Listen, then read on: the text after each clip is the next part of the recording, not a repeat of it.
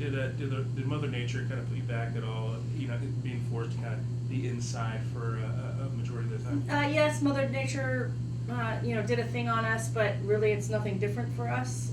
We usually are in the field house. We all know Humboldt weather. It's nothing new.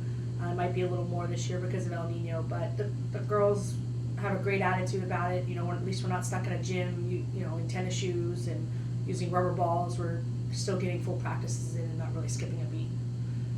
Every team has players that graduate, but this year you guys have a strong core returners. I mean, it starts with the pitching staff, the outfield, infield. Talk about just the returners and how that's going to help you guys this year. Oh, it's a great core that we have returning, and even the ones that didn't start last year that are now playing are really, they're all really working well together, and everything seems to be meshing. Our pitching staff's intact. We also picked up some pitching in the circle as well. Our whole defense is pretty much back, other than Randall in left field, but Kelly Sonneman, who is a sophomore, will be starting out there. It's just nice knowing that you have a lot of experience, and most of it's old, but we do have some young experience, and we've got a lot of people on the bench that could be doing the same thing. It's a nice problem for Coach Reed and myself to have. Is we've got two girls who aren't currently in the lineup that can easily be in the lineup. We just don't have room for them, so we're gonna have to find room for them, find time during games to get them in, and with an experienced defense and a really experienced lineup coming back, we do everything right. We should have a good year. Randall, not very vocal in the field, always helping out others and her bat as well. But you feel like you can still get contributions, not having her and other players, stepping up. Well, I think as a team this year we're a lot more rounded. Maybe we might not have the power. We still have some pop in our lineup. Don't get me wrong, but we might not have the overall power. But we've got kids that are hitting more for average. We've got a lot of speed on this team that we're not known for.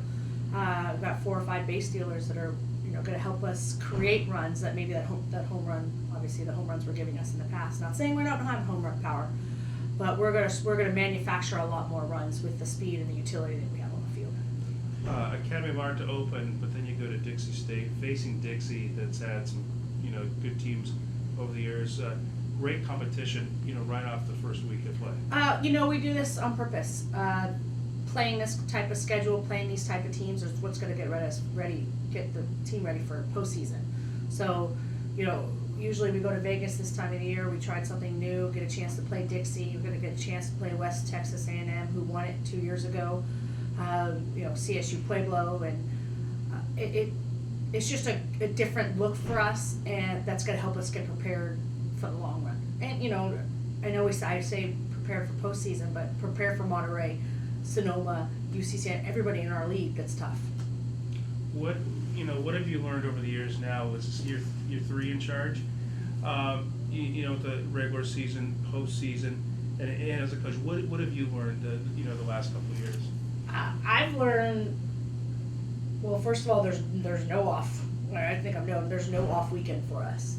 We're playing high caliber teams all through our league, and at one point in time I was relaxing and we're playing this team, and it's like, no, you can't. You got to go out there and play everybody.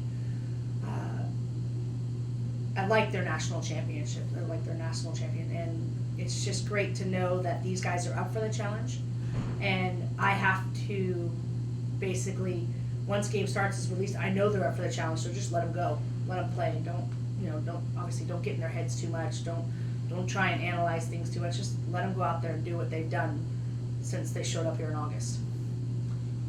For the pitching staff, like I mentioned before, Katie a senior, Maddie a junior this year.